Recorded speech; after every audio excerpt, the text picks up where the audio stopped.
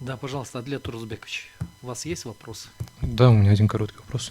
Да. Вот скажите, пожалуйста, получается, из вашего выступления я понял то, что пункт 11 части 1 статьи 27, оно неприменимо в практике, да, в досудебном производстве?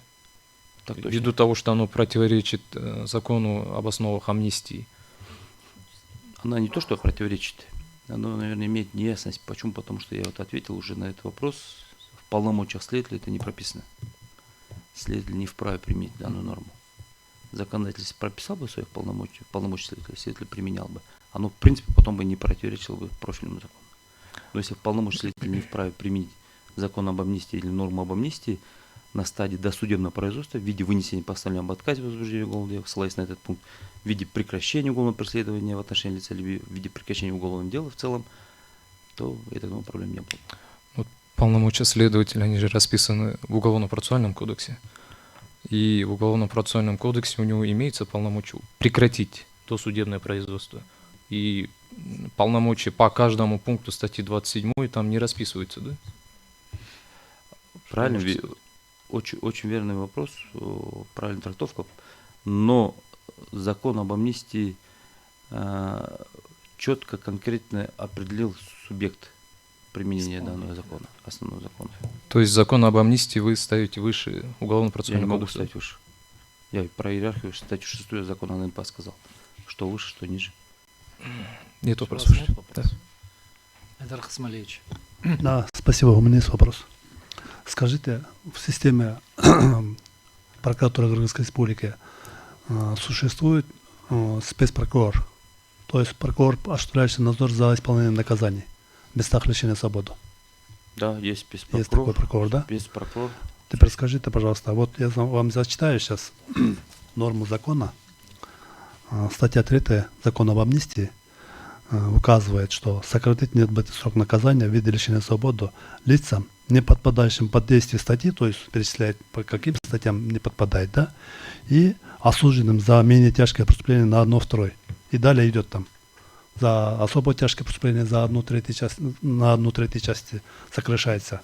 И каким органом применяется данная норма закона? В настоящее время судом применяется на основаниях представленных ходатайств уполномоченного государственного органа, это в лице Государственной службы исполнения наказания. Ранее, до внесения поправок закона об амнистии, это редакция 2017 года, эту норму применял спецпрокурор, применял районный городской прокурор, когда еще функционировал институт уголовно-исполнительной инспекции. Так, когда судьи применяли условное осуждение. Последнего, когда этого института нету, потому что был введен институт пробации. Все прокуроры применяли на всех рангах, на всех инстанциях, сокращали сроки на самих представленных материалов, но, увы, с 2017 года, как закон был принят, что суд определен, на настоящее время спецпрокурор, ни один из прокуроров не применяет, не сокращает сроки отбывания наказания, сроки и условно-досрочное освобождение. Вот теперь скажите, суд в каком порядке, как будут применять данную норму закона? Суд напрямую может применять вот эту норму закона? И в каком порядке он применяет на практике? С момента вынесения акта амнистии, допустим, в связи обозначенной суд не осуществляет надзор за исполнением наказания в местах лишения свободы. Да. Суд лишен полномочий осуществлять надзор. Это только на вас возлагается. И как суд будет исполнять вот эту третью часть, третьей статьи данного закона?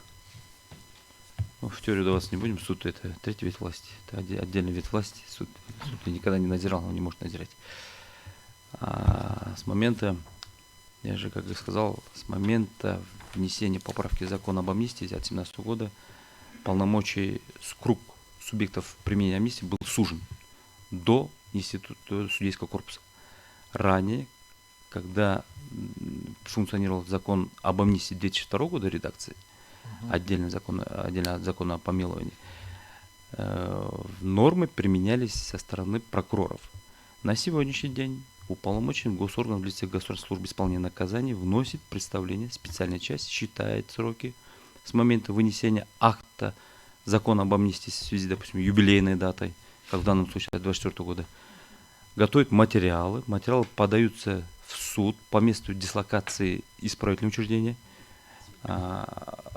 данные материалы судом рассылаются сторонам, это адвокату, если имеется адвокат, и направляется прокурору, спецпрокурору.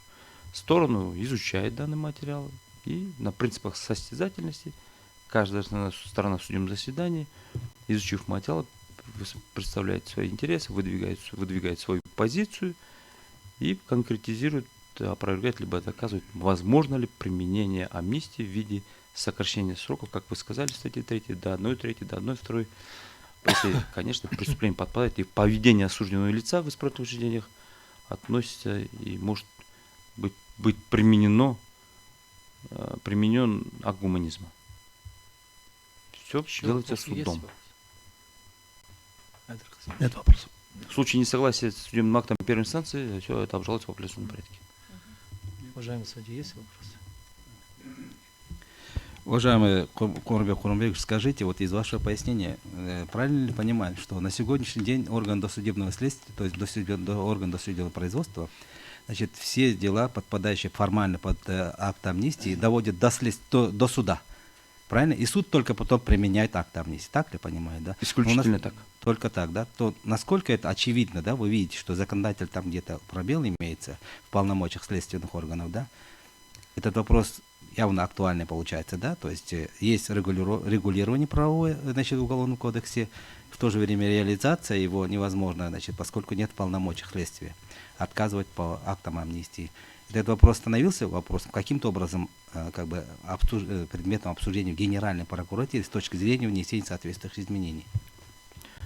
Увы, не поднимался, не обсуждался, но если, учитывая данную норму закона, что она действует во времени, Уголовно-процессуальный кодекс и Уголовный кодекс теоретически дают право применить пункт 11 часть 1 статьи 27.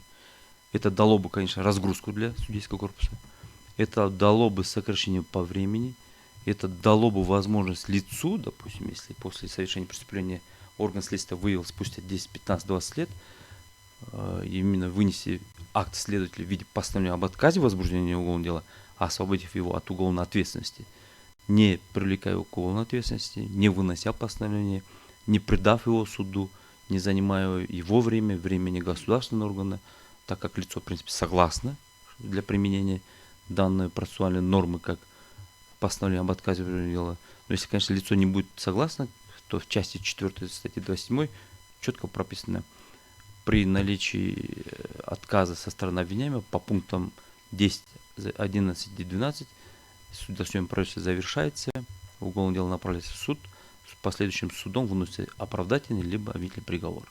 На сегодняшний день, увы, практика неслаженная ввиду того, что неясности в двух законах.